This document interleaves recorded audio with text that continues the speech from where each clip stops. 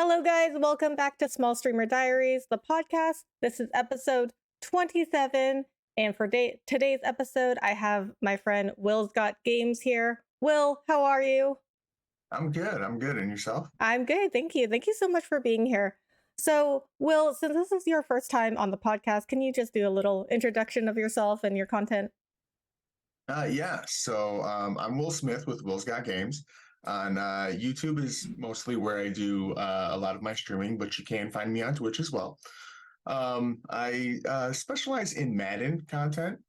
So every year as this year, Madden 24.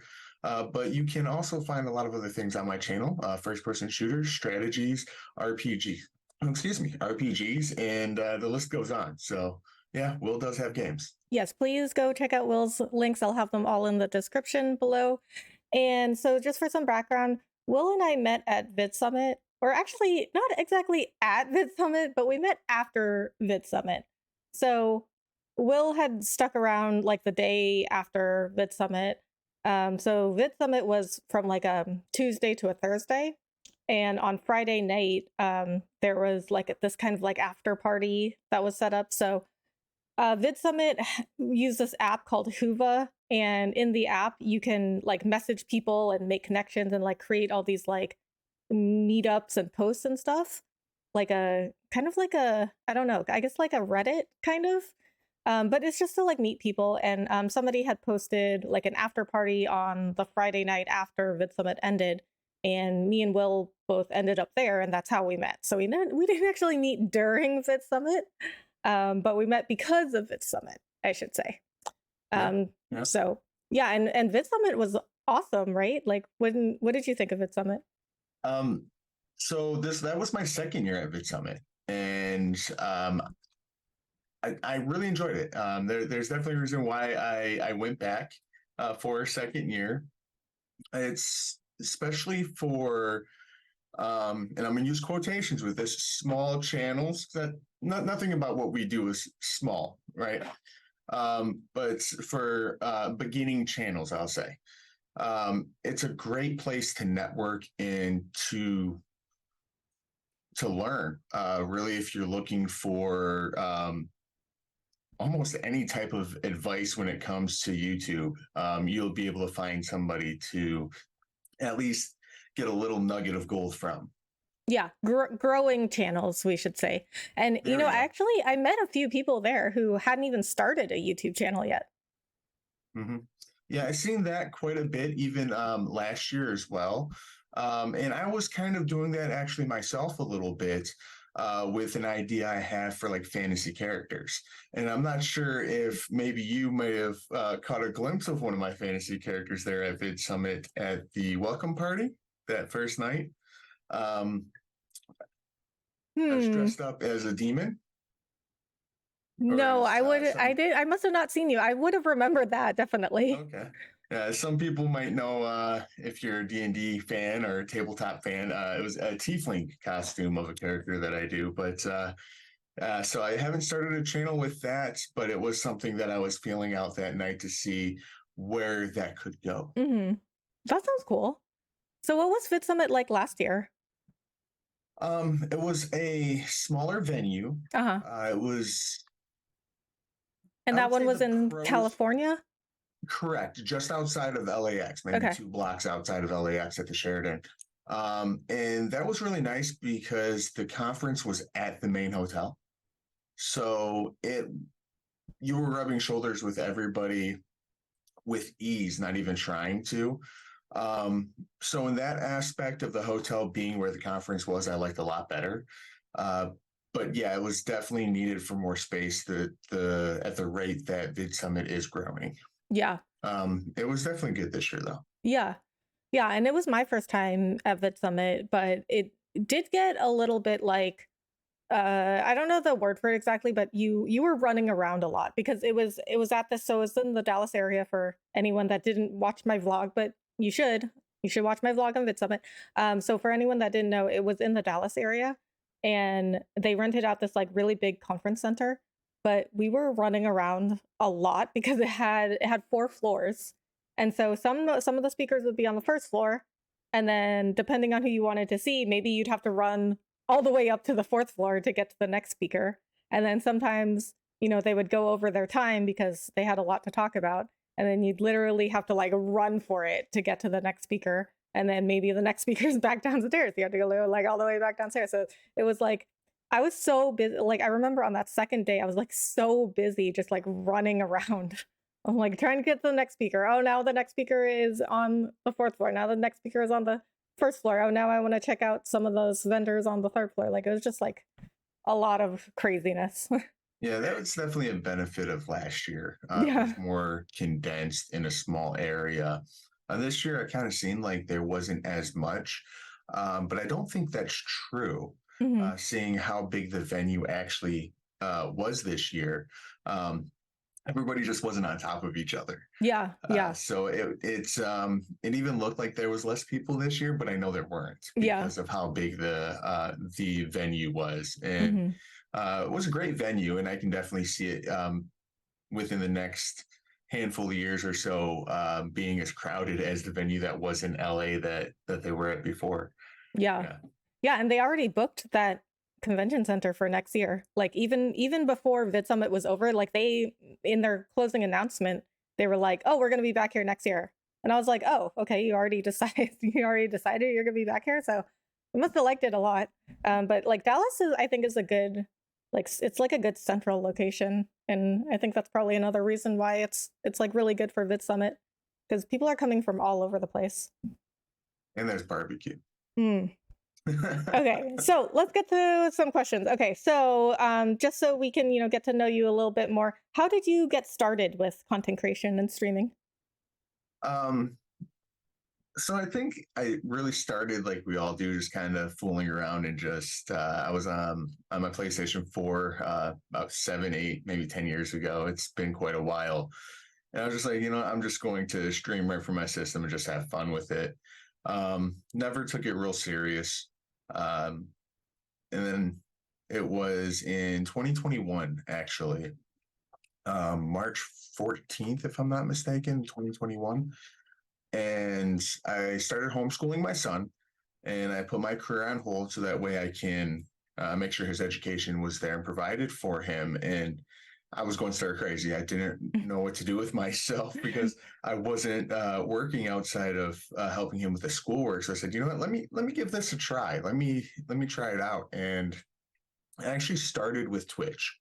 For about the first month, I did all of Mass Effect 1 on Twitch. And then when I started Mass Effect 2, I said, you know what? Let me try out Twitch and YouTube. And then that started going pretty well. So about halfway through playing Mass Effect 2, I ended up um, really just leaning towards the YouTube side of it. And I seen that Twitch was taking away, not taking away, it was my ignorance without realizing exactly Twitch's platform. And the videos, they don't last forever like they do on YouTube.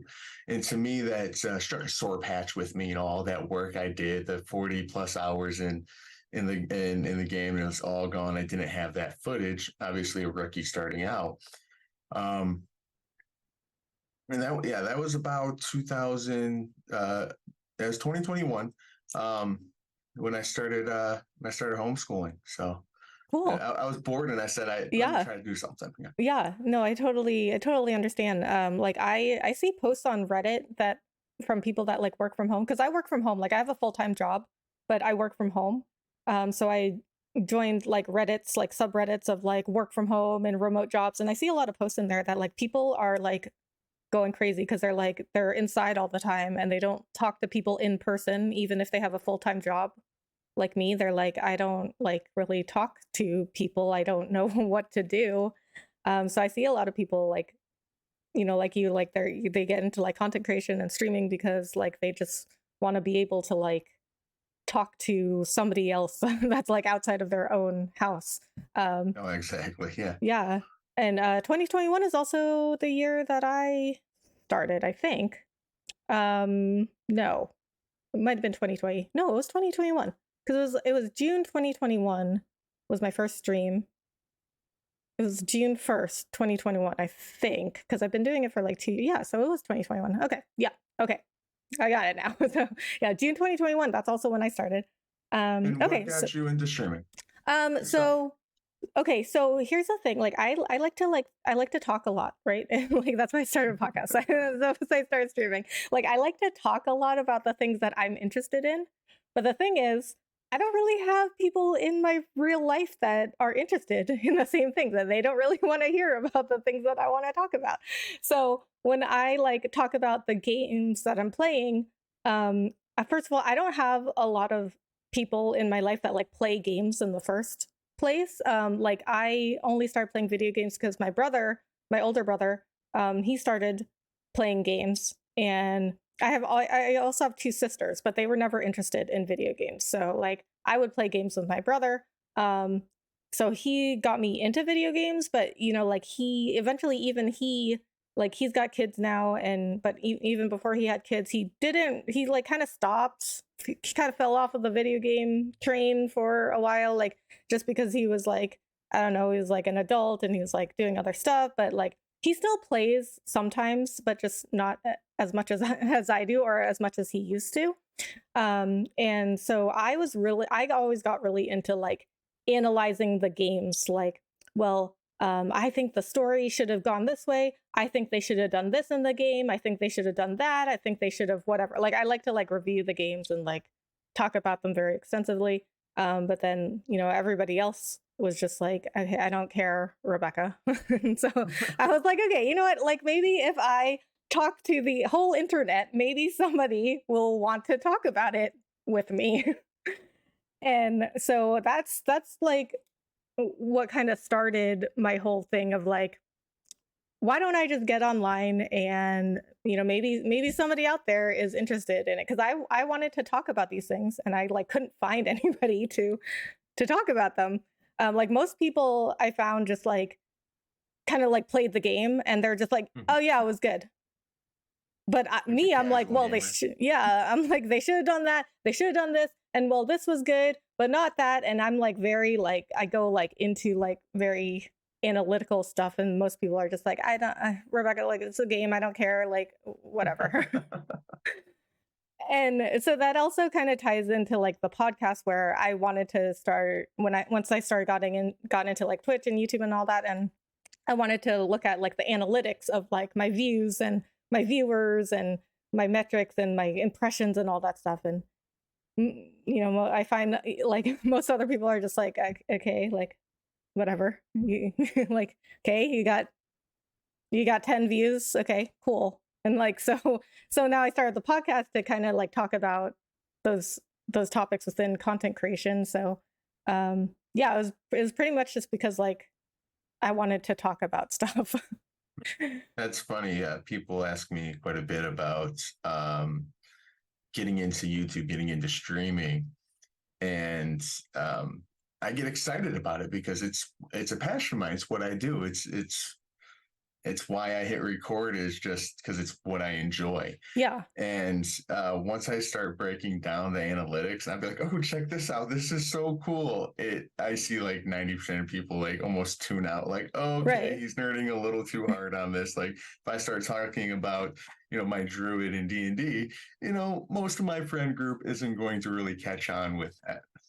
Yeah, yeah. I know what you mean. Like, yeah, as soon as you start talking about analytics and stuff, like people's eyes just like glaze over and they're like, Yeah. okay. I'll catch you later. Yeah, yeah. Have a good day. But yeah, another thing I would say is like I was also given the impression that these big streamers, like, you know, they make so much money and all they do is go live and play some games and they just like make a lot of money. And so another thing that I got the impression of was like I was like, well, I like to play video games.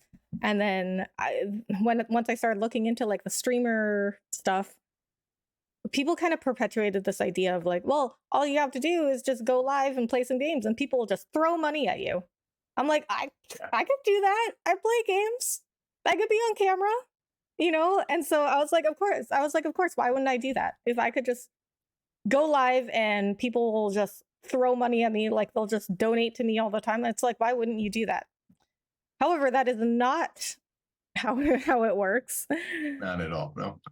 Another reason why I started the podcast is because I was so mad. I got so mad that all these like expectations were out there that people perpetuate. I'm like, this is not true. And I'm like, so many people have to know that this is not true, but they are like just perpetuating this idea anyway, which I don't like that. Like I don't like to like pretend stuff. Like I don't like this idea that people are like, well, I don't care if my channel never grows and I don't care if I never make money and I don't care if I never go full time, but then like everybody's trying to grow their channel and everybody's trying to make money off of it. Like that doesn't add up. Like I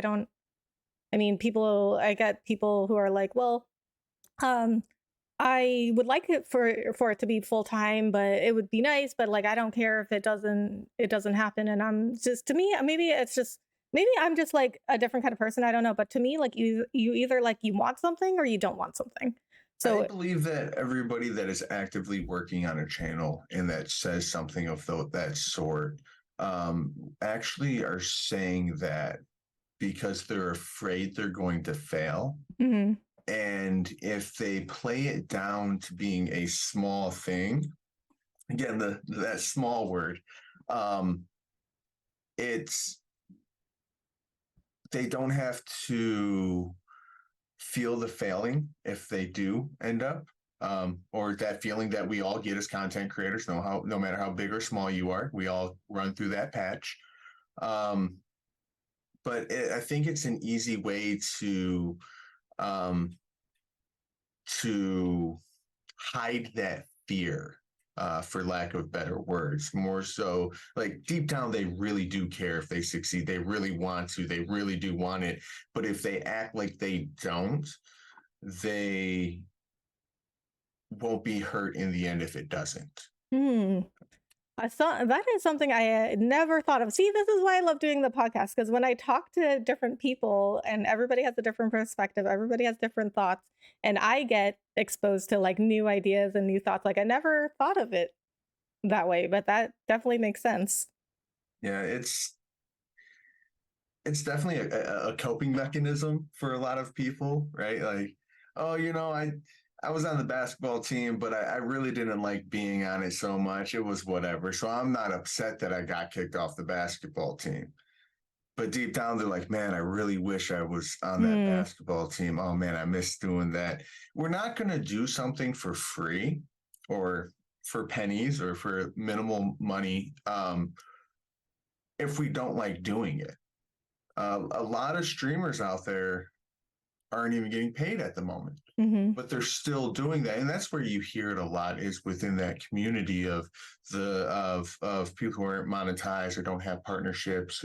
Um, oh, I don't care if it does well. Um, if you didn't care, you wouldn't be doing it. You definitely care to an extent to put your time, which is the most valuable thing we all have, into something. So, Yeah, I completely agree, and that's what never made any sense to me. Is I'm like that doesn't add up. Like you say you don't care, but then you're trying to grow your channel. That's what never made any sense to yeah. me. Yeah, I Um, don't know. Maybe I'm too philosophical with it, but that's kind of how I look at it. no, I think it Um, makes sense. Bruce Lee even said something which kind of ties into that, and it's definitely a quote that I've been using a lot lately. And Bruce Lee said, and I'm not direct quoting people, so please, I'm slightly paraphrasing here. I understand. Um, but Bruce Lee said, don't make a joke, don't say negative things about yourself, even if it's a joke. Your body doesn't know that it's a joke. Your uh, your words are energy, which is why they call it spelling. And to me, it says so much, right there. Because if you really think about it, it's known that if you get told something over and over and over again, you're going to start believing it. So even in a joking manner, if you say negative things about yourself or about what you're doing, your body doesn't know, the energy doesn't know that it's a joke, and you're going to start believing that. So I always try to, when I hear people say that, like, no, or when they say, oh, I got a small channel, like, no, you don't have a small channel. And there's nothing small about what you're doing. You're working just as hard as the next person. Hmm. And so you gotta keep that positive energy to have the positive outcomes. Yeah. Yeah, and when I started this podcast, I mean, it's called Small Streamer Diaries, but at the time I started like a year ago, but even before that, like I would say like almost a year before that, or maybe 6 months before that, it was just like a video series also called Small Streamer Diaries, and it was like a podcast except I didn't have guests on. I just talked to the camera myself. Mhm. Um, but at that time, I didn't have I mean, I still don't have a ton of experience with content creation and streaming. I've only been at it for a couple of years. But at that time I had even less experience. So I was always like, oh yeah, I'm a small channel, I'm a small channel, I'm a small channel. And now I mean, I guess I still say that, but like not, I don't really say it as much anymore. I just say like my channel. So maybe I should just rename the podcast to just like Streamer Diaries. Maybe I would say that the podcast definitely has a nice catchy name to it. Yeah. Most definitely, Oh, and thank you. I appreciate that. and I would say for when I use the word ignorance, everybody, I mean it's the true definition of not knowing. I'm not saying anything, but to people who are ignorant about the streaming community, when they hear small channel, it reaches that broader audience as well. Mhm. They understand where you're going to be at, than not.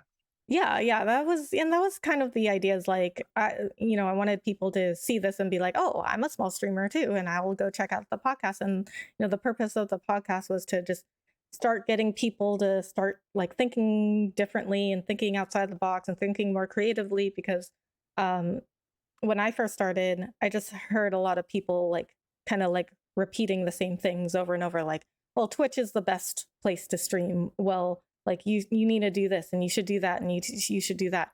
And but this is what everybody else is doing. But we always get told that we need to stand out in content creation. So I'm like, why are we getting told, like we're getting told to stand out, but then we're just doing what everybody else is doing? Like that doesn't make any sense. So I was like, okay, I'm gonna go to YouTube because I'm gonna do something different. And everybody freaked out. Like I told Will this story when when we first met, and I'm sure everybody heard the story a lot, but like everybody thought I was crazy for going to YouTube, and I was like, well, I got to do something differently, and it worked out, in my opinion, like way better. I guess I don't know. In an alternate universe, I'd still be on Twitch. I don't know what's happening over there, but maybe things are going better. I don't know, but I think in this world, I got so many opportunities going to YouTube. I wouldn't have been on at Vid Summit if it wasn't for me going to YouTube.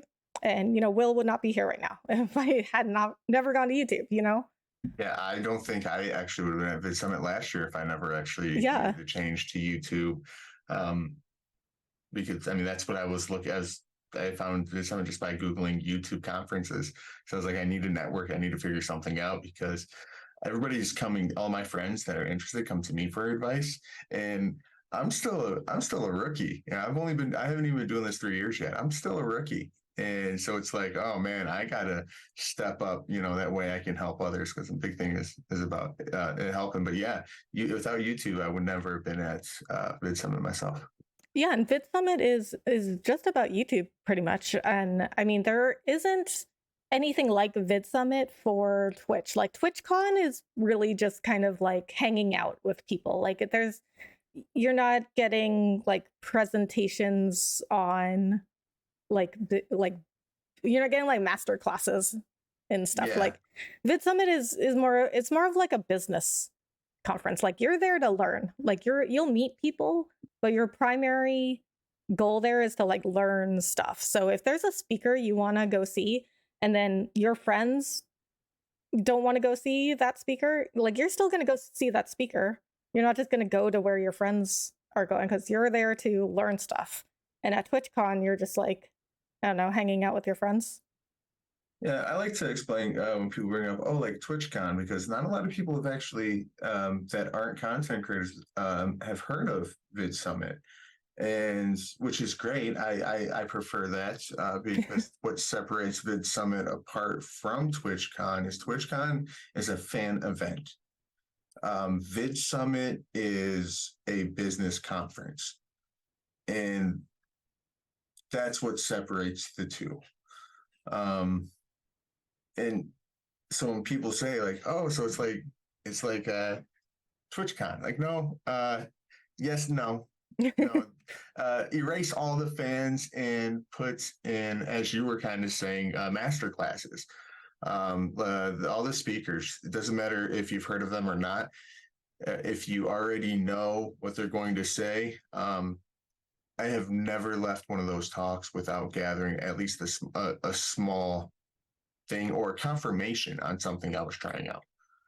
Yeah, they really help you connect the dots, and then just like help you think. Like what I was hoping this podcast would do is like that helps you like think outside the box, think more critically and more creatively about your content, and it's just really fun. And I mean, like if you like to learn and analyze stuff, like it's a lot of fun actually. But I mean, a lot of people don't find that stuff fun. Yeah, Um, So, okay, so next question, since we haven't had a question in a while, I feel like, that's all okay, right. so what did you think of Twitch when you first started? It was simple. It was simple to. I had a really crappy Lenovo laptop that was like 7 years old. So with what I was with OBS was about all that my laptop can run, and with my capture card, it just made it more simple for me because I wasn't doing any editing. I didn't have the capabilities to for overlays or any of that. So it was a very easy way to get me in a step in the door of streaming. Mhm. Okay. And what made you think like, okay, I should go try YouTube? I figured, why stick to one platform? Let's spread my wings to other platforms. And then what really made me take that change, which I mentioned earlier, was me unknowingly, or me not knowing that Twitch, your videos are only there for about a week and then they're gone.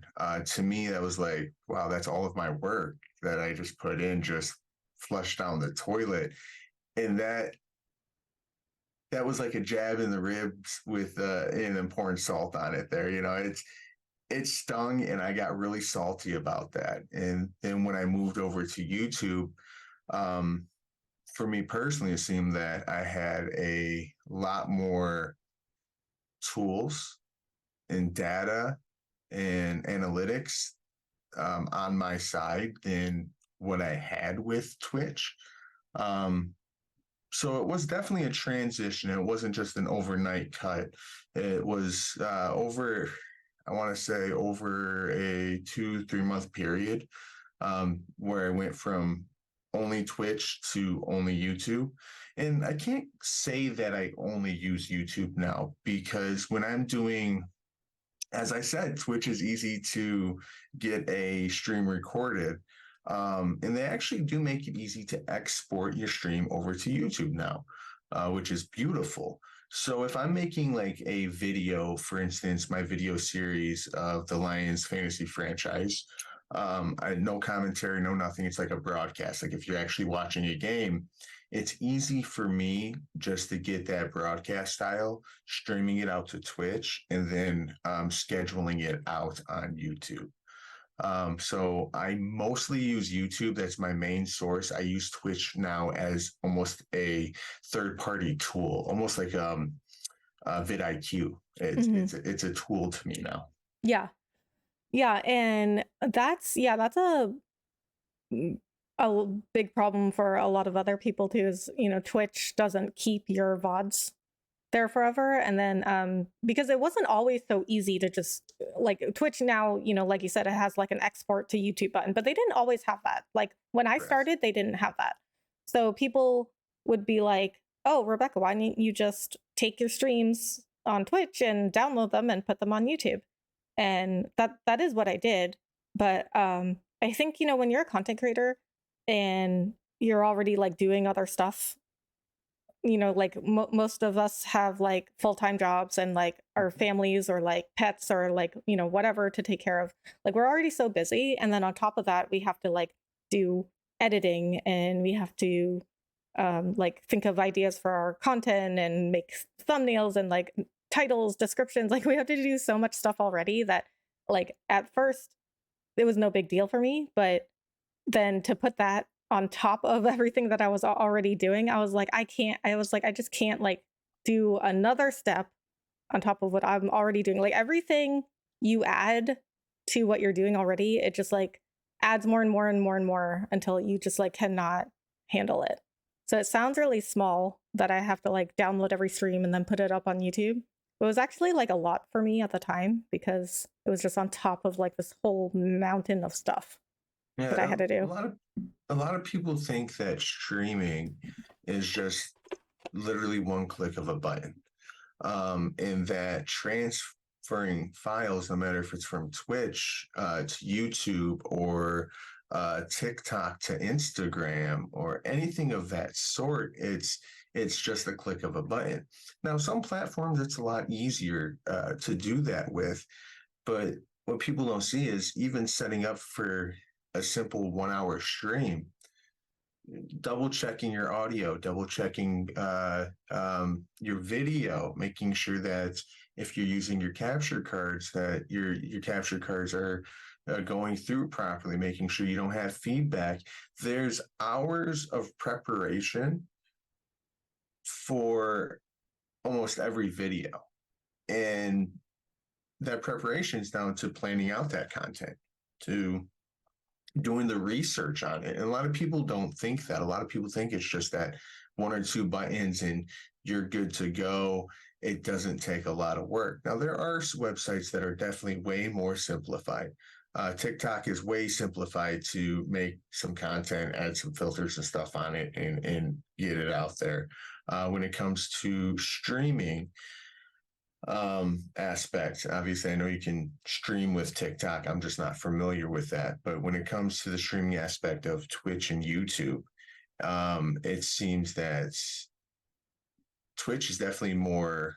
And I know I'm simplifying it by saying this, but it's more of a one-click stream than what YouTube is, because with YouTube, after your stream is there, now you have the other things to do: your descriptions, your titles, your hashtags, your thumbnails, which is kind of what we touched base on, I think, right before we started the podcast here was the little tip I gave about pre-writing the descriptions and whatnot. Mm-hmm.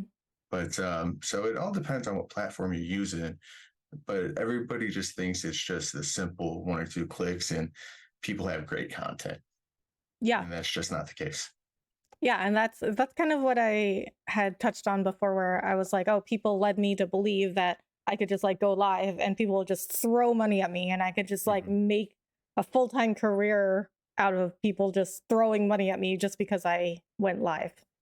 Yeah. And like even like other streamers and content creation creators, like even they like kind of perpetuate this idea of that, which I think we really need to change that. Like I don't think we should be leading new streamers and new content creators into this idea, because now they're going live and they're thinking they're just going to blow up right away and they can just quit their job the next day. Like it doesn't work like that. I don't think we should like give people this idea like we're, and then now even like kids are growing up wanting to be content creators. Like there was a study done in the UK, I think, where they surveyed kids, and instead of saying like I want to be like a doctor or an astronaut or something, people like these kids were saying like I want to be a content creator. So now we Yeah. have like this as like the dream job. Yeah, it's definitely and I could be wrong. I guess, let us know if there is, but Oh, this people is will let us know. the newest industry. Um per se, like the newest big industry that's, although it's been a thing you since, for instance, the Paul brothers were kids, so it's been a thing for 15, 20 years now. Um but it hasn't gotten to this magnitude, I'd say, until probably the last 5 years or so. And that's where people are buying houses, making content now. That I couldn't fathom that 15, 20 years ago. So just it's that new pioneership, I guess you would say, of the 21st century. And it's like when movies first started coming out, everybody wanted to be actresses and stuff like that. We started talking about astronauts. Everybody wanted to be astronauts. It was the new pioneering thing of that time. And I think that streaming and content creation is just that for this upcoming generation. Yeah, I totally agree. I think content creation is definitely the future, and it still has a stigma now. Like, some people whose names I will not mention, but some people will be like, "You're doing videos on YouTube, isn't that for like kids?" Or even like me playing video games. Like some people are still kind of like, "You still play video games? Like, aren't you an adult now?" But like they don't know that like other adults are making like millions of dollars playing Yeah. video games, and I mean And they are doing other let me stuff. tell everybody it's not everybody out there that hits play that's making millions of dollars. So Right. Yeah, there are some people, not a few, not a lot of people who are making millions of dollars playing video games. So, but that's very difficult. Like that's like 0.0001% of streamers who have made it to that level. It's like trying to be like a pro athlete. Like there are very yeah. few people that actually get to that level. But there are people who make a full-time living, like good money off of their content, not necessarily even video games, like any kind of content. People Yeah. are like creating businesses and courses and digital products or physical products and like selling it through their channels. And I definitely think that like pretty soon that like advertising and commercials, I mean, they already started with like brand deals and sponsorships and things like that. But I think that eventually it's starting to go, it's starting to shift towards them using like companies using content creators instead of like hiring like actors and models to do like traditional commercials, because people like to see like regular people. Like I get TikToks all the time. For example, I get TikToks all the time for this curling iron called the Beach Waver. It's very popular on TikTok right now. And I mean, like these girls are just like in their own homes, like in their bathroom, showing off this curling iron. It gets sold out all the time. Like as soon as one of those girls does a TikTok on it, sold out immediately. Yeah. And so I they don't even need to do like a commercial. They just use TikTok for it. I'm very close with somebody who works in marketing and advertising, and um, without saying any names of companies or anything of that sort, there was luxury car companies that even a few years ago were hiring YouTubers, people who do reviews on cars and such, uh, paying them to do a commercial for them and do reviews for them. So the scale that's even hitting luxury vehicle lines now, and not just like, for instance, the curling irons. Yeah, it's even YouTube. It's getting more views a day than but Netflix and Amazon combined.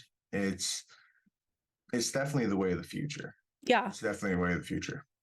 Yeah, I agree. And like people are even like entertainers, like actors, singers, they're getting discovered just like off of their YouTube channels or TikToks or whatever, like off their content. And they're getting like their own shows out of it. Like Yeah. the content creator Stephen I don't know if you know him, but he's a emotional damage guy. Oh, that And guy. yeah, he's That's that funny. guy. So he had a story. He was on Dr. Mike's podcast, and I love Dr. Mike's content. But I don't even know. I don't know how Dr. Mike manages to be a doctor and like run this like giant YouTube channel at the same time. But anyway, so he was on Dr. Mike's podcast, and he was trying to be an actor. Like, so he went the traditional route of doing all these auditions, and it wasn't working for him. He just couldn't make it happen. And Dr. Mike asked him like, how many auditions do you think you did? And Steven says, I think I probably did 2,000 to 3,000 submissions, and probably out of that probably got like 100 to 200 auditions. Like they called me back to do an audition, probably like 100 to 200 out of those 2 to 3,000. And That's then about out of those 10%. yeah, and then out of those like 100 to 200 auditions, I booked maybe 7. Yeah. And so So I was like, it's that's crazy. And then, but then now he started a YouTube channel, and he got his own show out of it. Like he just started a YouTube channel and started doing his own skits, and he got very popular. He's got millions of subscribers now, and he got his own like YouTube show out of it. So he tried to go like the traditional route of being an actor, and it he just couldn't make that work. And then yeah. YouTube came along, and now he's got his own show. So I think that is like what's going to happen in the future. I Yeah. think like this traditional like auditioning stuff, like casting calls, I think eventually those are going to start going away, and people are just going to find content creators. Yeah. It's almost easier to find a content creator, obviously depending on their content, but somebody, for instance, who does skits, like they're trying to be actors. So they do, as he did, they start doing different skits and whatnot and showing their ability on what they can do. Obviously, a broader range of acting, the better. But these talent agencies and these directors can see literally firsthand right there without even having to contact the person.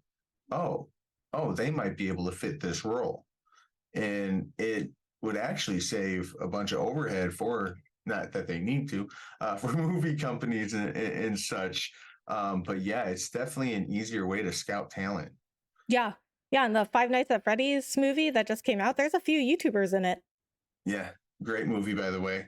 Yeah. I don't know if you've seen it, but I definitely enjoyed it. I watched it with my son the other night, and I was like, oh, Matthew Lillard. I'm a huge fan of Matthew Lillard. Like almost everything he does, I've seen. Um, and I'm like, oh, he's only in there for X amount of time. I don't want to spoil it for anybody who hasn't seen it, but X amount of time. I gotta at least see it. And oh yeah, it's Yeah. I enjoyed it. Yeah, I love the Five Nights at Freddy's games. Like I've never played them because I don't like want to be scared, but I like watching other people play them. Like other people can make that sacrifice. Like that's okay with me. I'll just watch them be scared, but like I don't want to do that myself. But I've watched Markiplier play through all of the Five Nights at Freddy's games, and I love them. I like the storyline and all the lore and stuff. So I have seen the Five Nights at Freddy's movie, and um I mean I enjoyed it. I definitely thought like some things could have been better, but I enjoyed it, and I thought the animatronics like looked awesome. Like it was really cool just like seeing And they them weren't come to life. CG. They were actually animatronics, which was really cool. I mean, within today's day and age, it's most people would just go straight to CGI. Yeah, Those to go have you seen okay, I don't remember who did it. I'll have to send you the link though, but there was a video somebody did where he visited the Five Nights at Freddy's set, the movie set, and he like got up close to the animatronics. It was really cool. Yeah, it was. I seen a short or something the other day when I was scrolling through, which is how I realized I was like, okay, they looked real, but anything can look real in Yeah. today's world. But to actually, when I seen that video, I was like, oh, that's really cool. And I don't know if it was the director or the mechanic for him or who it was, but somebody was in the background kind of explaining how they work and whatnot. And I was like, that's kind of neat. I like that. Yeah, they were done by like the same people that did like the Muppets, or the same company that did like the Muppets and very advanced like puppeteering stuff like that. And there was, in the video there's like a shot of Foxy, and behind Foxy there's this like really you have to see, I have to send you the link. There's this like really crazy like contraption to control him. Oh wow. It's very cool. It was called like a crane something. I'm like, okay, so if you have to call it a crane, that's pretty elaborate. Yeah, my son said, I was like, oh, that was good. It seemed like there could have been more to the movie. He's like, oh, he's got a 3 movie contract or something. Oh. So allegedly, from hearing from my son, big fan of it, he says that we should be expecting 2 more Five Nights at Freddy movies. Oh, okay. So that was kind of exciting news. I didn't look into it too much, but he's real big into the lore. All the artwork, he draws his own, like he tries to make animatronics And how he's 15, so I'm not worried. He's not a 6-year-old messing with mechanics. Yeah. Um, so he's like, yeah, Dad, I'm so excited. So I'm like, I'm gonna take his word for it. But Yeah. Well, that's I guess cool. let us know if there isn't. Yeah. People, don't worry, people will tell us when we're wrong. Okay, so what did you think of YouTube when you first started? Overwhelming. Mm, Overwhelming because coming from the simplicity of Twitch over to YouTube and having all that extra uh, data and things to do to me was a bit overwhelming at first. I actually spent all of my spare time. I was streaming streaming 6 days a week, live streaming 6 days a week for at least 4 hours a day. And when I was done uploading and doing all that, I was researching um, how to get better on YouTube. And I did that for about 2 months before I was comfortable and confident working it. And again, everybody, this is just my personal experience. But coming from basically click and stream to, oh, wait, descriptions actually have an effect. Oh, wait, I got to actually use hashtags. Like, yeah, I don't do social media much. I don't do hashtags and whatnot. Call me old school, call me a boomer. It's okay. Um, but so really learning how effective that helps just the algorithm in general was took a while to grasp. And then each day seems like and still seemed like and still seems like there's another new tool that they're bringing out. So even with shorts, we get so accustomed to shorts right now, but YouTube's only had shorts for about a year and a half, and actually like working shorts and trying to put them out there. Shorts were very confusing, even last year with at Vid Summit speaking to the YouTube reps. You know, it was very hard to understand. And there was a big fear, at least in the community that I was following. I don't know about you, but and a huge question last year at Vid Summit was, are shorts going to ruin my algorithm on my channel? And those were questions that we really didn't have answers to until probably 6 months ago, realistically, when after Shorts got was available for monetization, and the extra data came out with it and shows that it's definitely a thing, but definitely overwhelming with the information and just the freedom. I guess that's the better word for it. Overwhelmed with the freedom of being able to do so much with my content. yeah. So it's a Yeah. good thing, not a bad thing. It's a good thing especially once you get used to it. But I'm gonna be honest with you. Yeah, I think I felt the same way going from Twitch to YouTube. I didn't realize how much more went into YouTube, like because like you, I was used to just clicking go live on Twitch and then click like go offline or stop stream, whatever the button says. I don't Yeah, even know what the button says. End stream, I think, whatever. And that's it. Like that's all you have to do. But YouTube, I used to not even make thumbnails because I wasn't used to that. So hmm when I did a live stream, it was just a random screenshot of some random time in my stream. And I oh wasn't yeah, it making gives you thumbnails. those 3 different ones down Yeah. in the yeah. Yeah, and I would just pick a random screenshot. So I wasn't making thumbnails, and my titles were at first I was titling them like I would on Twitch. And on Twitch they're more your titles are more like you're trying to get somebody to come into your stream with your title, but on YouTube it's more for a search engine. It's more you're trying to make it more searchable. So Yeah. you want to say like what the video is, what it's about.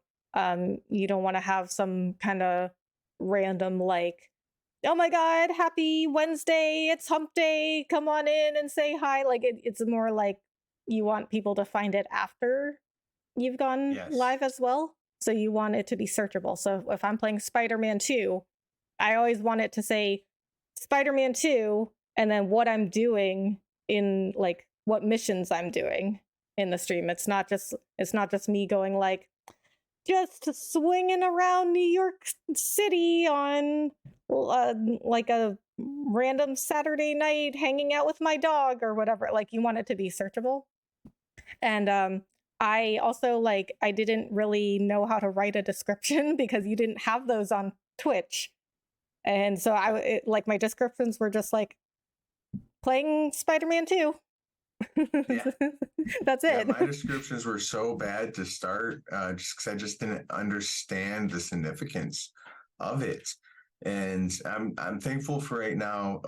I use an AI generator for my descriptions, and I do a lot of copy and pasting. You go to Yep. my videos, I you're do gonna be that like, too wait, now that's the too. same description as before. And yeah, when it comes to the meta videos and whatnot, I could add different information to make it more tailored to that video, but the general description that's in there definitely gives you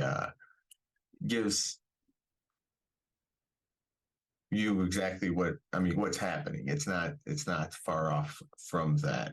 Yeah, I use Chat GPT now for my descriptions and Oh, titles. nice. I just like edit them to fit more of what I'm looking for. But definitely AI tools really help. Yeah, Like, with yeah. I use go so ahead. much we have to do now, like, it's at first, I know people are still kind of like wary about AI, but like, they really help. I'm a little worried about AI when it comes to them editing my video. Mm. That's where I'm like, because you can go into an AI generator and type in um, Detroit Lions win. And you're going to be like, oh, this is a pretty good picture, but you're going to see stuff that just doesn't make sense, like a fifth arm on a lion and stuff of that sort. So I don't trust it so much. I'm a little wary about it in the aspect of editing video, but hashtags, descriptions, titles, stuff of that sort when it comes to writing rather than graphic. Oh, I'm all for it. I'm all for Yeah. it. And I never just copy paste what it puts because obviously again, even just looking at there, it doesn't quite always line up. So you get a base form and then you go in there and you modify a few sentences out of there and make it more towards what you're looking at. Yeah, I learned about Opus Clips at VidSummit, and Opus Clips is like an AI video editing software where, like, you put a link in and it will search your video and find clips that you can use as shorts and TikToks. And I haven't tried it yet, but when I heard about this, I was like, what? I was like, how does it know? Like, how does it know what to pick? Like, I don't understand. But I am gonna try it. So we'll see. Maybe with this podcast episode, maybe I'll run it through Opus Clips and see what it comes up with. But I'm like, I was like, I You don't might be able to understand. make your next podcast on how that worked out Right. and Yeah. how My that all went. Yeah. my experience with Opus Clips.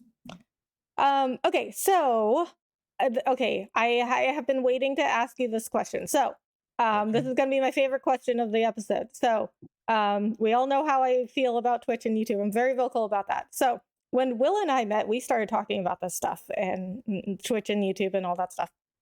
And so something that Will says to me is, oh, I said this to somebody once, was that YouTube is for professionals and Twitch is for amateurs. And I was like, that is so true. I know, like, some people will probably get kind of upset about that. But Will, please explain to me, like, why you said that, what kind of, like, thinking went in behind that statement.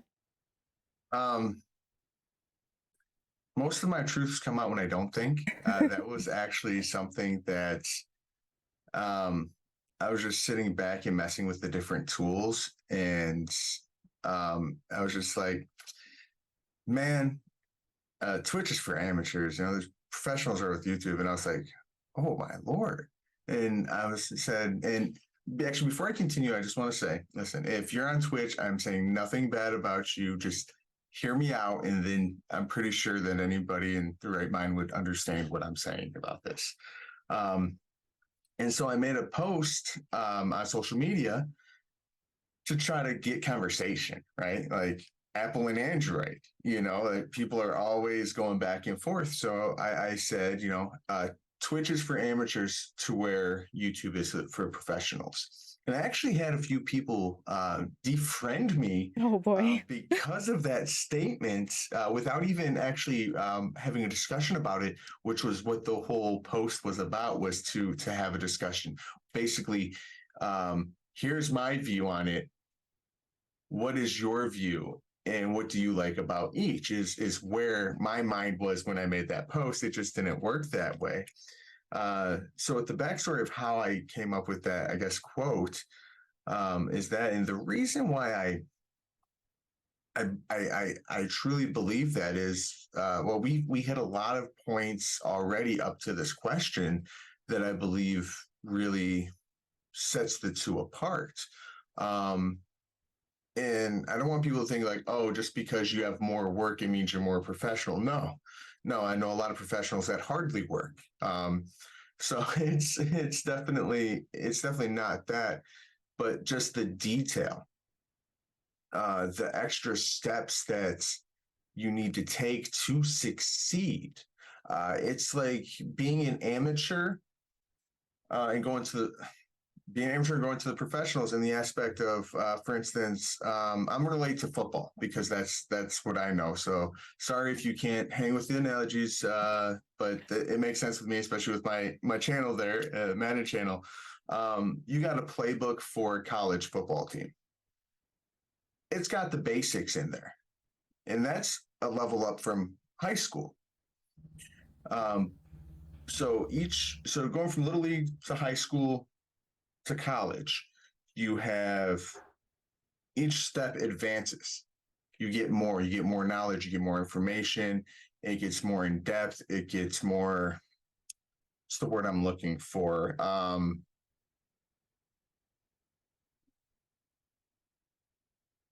don't know, so I'm gonna skip the Elaborate, word. extensive. There you go. That's exactly what I was looking for. Elaborate. It gets more elaborate, and so you go from college to the professionals, and we all know that's a huge jump. They talk about it every season. That's why not every college player that's good can make it into the NFL. A lot of them fail and fall out, but it's it's in the small details of it. It's the way you have to really represent yourself. It's, hey, yeah, I can delete that video that I put up 2 years ago. But unless I go and physically delete it, it's still there. It's going through and spending the time of doing the thumbnails. It's something that you don't have to think about at all when it comes to Twitch, but it's definitely something that's very important. One of the top two most important things of your video is thumbnail and title. And those are way up there. And then so now from the thumbnail now to the title, as you were saying, hey, it's Wednesday, come join me to week 4 Lions franchise, no broadcast sim. It's giving you sweet, simple, little long, but all the information you need.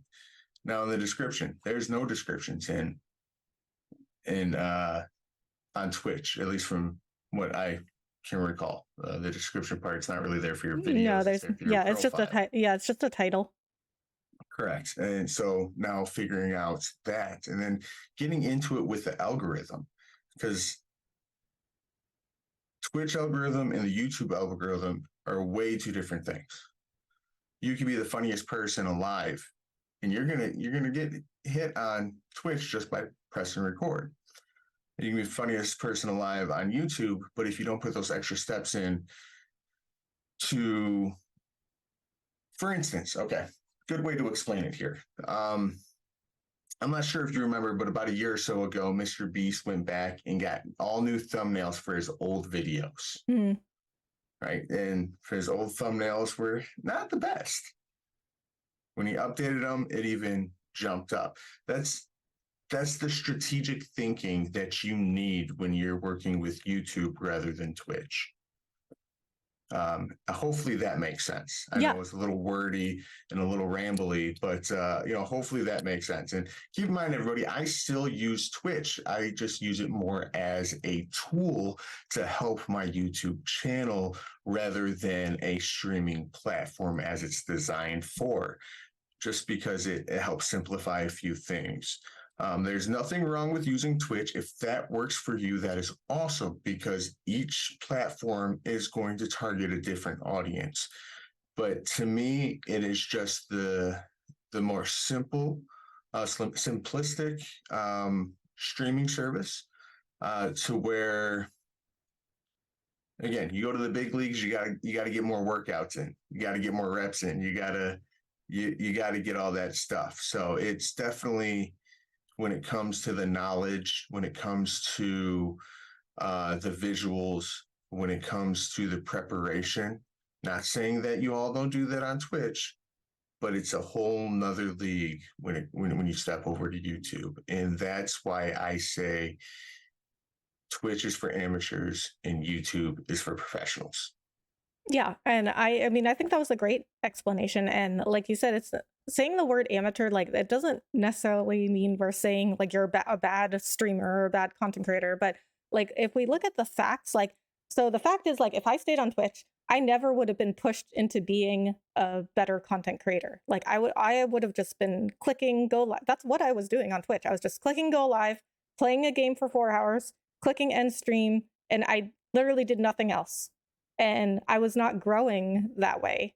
And if I had just stuck with this idea of like, well, you just got to keep grinding out the streams, bro, until somebody discovers you. I think I still would have been doing that like 2 years later. Just if I was still on Twitch, I think I would have been just clicking go live, playing game, end stream. That's it. But like going to YouTube, like it really pushes you into having to think about different types of content, because now on YouTube you've got live, you've got shorts, you've got long form, of course. You got the community page. Once you unlock the community page, you got the community page. You've got like, like now YouTube has a whole separate category for podcasts. I mean, they're uploaded like regular videos, but they've got their own section now on YouTube. So YouTube just like has so much more to it. And then you've got to learn thumbnails, titles, the analytics. Like if we look at the facts, like it's like why do we have all these channels on YouTube that are about growing your channel on YouTube, all these strategies, specific things you can do? But if we look at the growth strategies for Twitch, if we go on YouTube right now and we look up how to grow on Twitch, the advice is like, oh, go to a different platform and grow an audience there and then bring them over to Twitch. Which, So that's in my experience, typically when you have a following on a certain platform, they're brand loyal to that platform and they don't like to make switches. Kind of like us content creators, it's hard for us to make a switch to another platform because it's new, right? We got to learn something again. And it's really hard to pull, for instance, my audience from YouTube isn't my audience on Twitter. It's not my audience on Instagram. It's not my audience on TikTok. They're different, although it's almost the same content or at least related. It's not the same audience. There might be 5 people that follow me on all of my different platforms. yeah, I never understood that either. I'm like, well, if I was already, if I already had a YouTube audience, why wouldn't they just watch me on YouTube if I went live there? Like, so Yeah. that never made any sense to me. That's another reason I just decided to 100% it over to YouTube, because I was like, I think it's just better if I have everybody in one place where they can watch my long form, my shorts, my live streams, my community page, and then like, yeah, like I post all my stuff in like on all like different platforms, because not everybody follows me on Twitter, or not everybody follows me on Instagram or TikTok. So I always have to make sure I put whatever I put on those platforms on my YouTube as well, like on my community page, just to make sure everybody who follows me on YouTube or subscribes to me on YouTube sees it as well. And if we like go back to looking at the facts, like people are like building entire businesses off of YouTube, and I don't really see that happening much on Twitch. And Twitch is like, kind of like there's not really a strategy of other than, go to a different platform, but like YouTube, there's so many strategies to like, oh, you should make your thumbnails look like this. You should word your titles like this, your descriptions. Like there's very like specific strategies. Not even just the strategies, but YouTube has it to where you can think outside the box and try something brand new. Where I don't see that happening with Twitch. The biggest people I see on Twitch are girls in the bikini in a hot tub. That for some reason that's a huge hit on Twitch. Not saying my viewership is going there, but when you go to the browse page at the homepage, and Major League Gaming, like you'll get your Fortnite, you'll get your solo streamers, but a lot of the Major League Gaming community I see mess with Twitch from my experience, Mhm. and that's big difference from YouTube because YouTube, as you named off 5 different things, the videos, the streams, and so on and so forth. It really covers a broader surface on what you can do, and there is still undiscovered land in YouTube because the YouTube that we have today wasn't YouTube we had 5 years ago. The YouTube we have today won't be the same in 5 years. It's always growing, it's always expanding and becoming something different due to the creators on the platform bringing new and fresh ideas and going outside of the box to get noticed and to do things where you really don't see that so much with Twitch. Yeah, I totally agree. Like Twitch really hasn't changed. Like it's just a live streaming platform. Yeah. I mean, they have clips, but nobody really watches clips or VODs on Twitch. That's why they cut down the VODs even more. Like VODs used to be, I think for affiliates, I think they used to be on Twitch for like 2 weeks, and now it's only a week. And even partners only get them for like 30 or 60 days or something. I don't remember, but they like reduce the time that VODs are on Twitch. So they're a live streaming platform. And then like 2 years later, like I never really looked at Twitch much before I started streaming, but 2 years later, I really don't see anything different about them. And they're still just live streaming pretty much. And then, but YouTube is always like creating new stuff. Like you said, there's always something to learn on YouTube. Like there's always something to make a goal for on YouTube. And Twitch Yes. is like, I guess, you can make Twitch partner, but then, what after that? Like, what are you working for on Twitch? Like, this is something my friend Captain Clutch said as well. Like he said that, he recently switched from Twitch to YouTube, and he said that he felt like he had like nothing to work towards on Twitch. Like it was just Twitch partner, but then okay, after that, like then what? Yeah. But then YouTube is always coming up with new stuff. Like, like you said, Shorts hasn't been around that long. So we're still, like discovering Shorts, like working on Shorts, and then we're like looking at the next thing that YouTube comes out with. And I couldn't even tell you what new thing Twitch has come out with. I don't even know. I don't even know if they've come up with anything. I don't think export. Yeah. Export to a different platform. That's just like I did with my channel. Yeah. Yeah, now they're putting people on a different platform. Like that was their new feature. They just made it for affiliates to where you will no longer get penalized for dual streaming. Now you can stream to multiple platforms. So they're making it easier for you guys to leave. Yeah. That's their new software updates is right. Easy emergency exit doors. Yeah. And even the multi-streaming, they put restrictions on it. They're like, well, you can't have your Twitch stream be of a lower video quality than any other platform. Well, you can stream to YouTube at a higher quality than you can to Twitch. Yes. So that's like a backdoor saying we're gonna give you away, but we're not gonna give you away unless you want to make worse content on YouTube. Yep. And if you guys didn't know, you can upload 4K, if I'm not mistaken, 4K up to YouTube, and I believe it's only 1080 on Twitch. So Yeah. it's a big difference there. Yeah. Big difference. Yeah, and you can't have any links in your chat to like any other platform you're multi-streaming on at the moment. You can't have your chats combined like on, I guess, on the screen. I don't know. They were kind of vague about it, but they said that you can't combine chats unless it's for your personal use. And I'm like, what does that?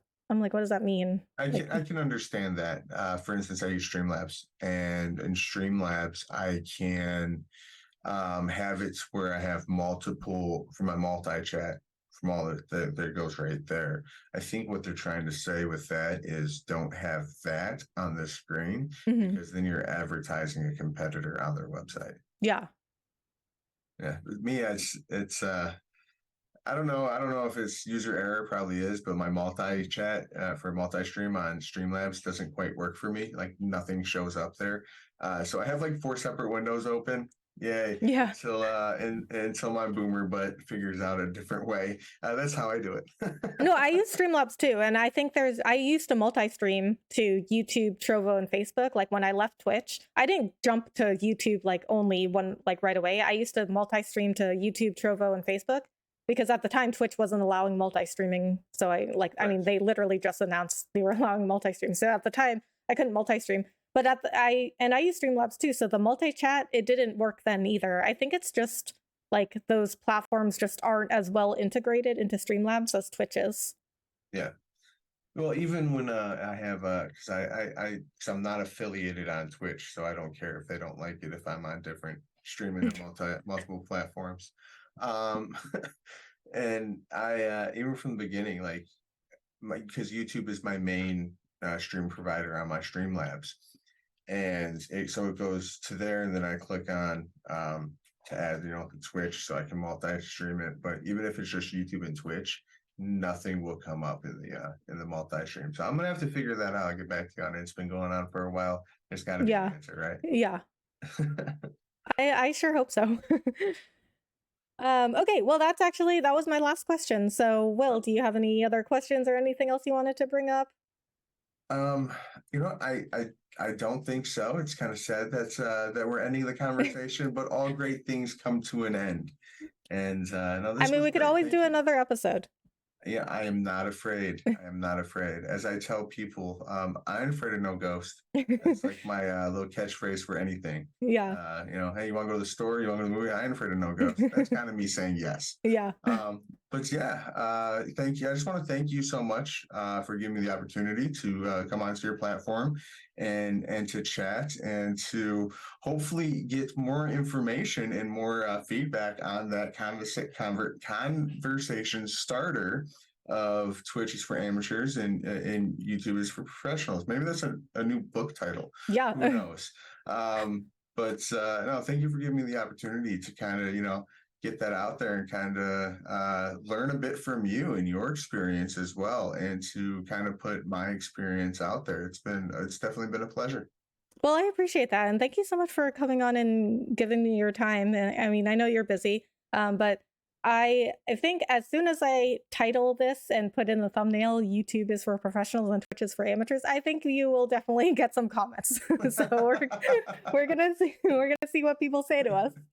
But yeah, I mean, it's gonna be interesting. It will definitely be interesting. But I mean, I don't think people will be very surprised that I had this episode because I'm very vocal about saying that Twitch is not a good platform. But this is mostly because I think Twitch makes really bad decisions for their creators. Like they do not have our best interests at heart. Like they're just making decisions to, for themselves. And I mean, we all get they're all business. Like YouTube's a business too.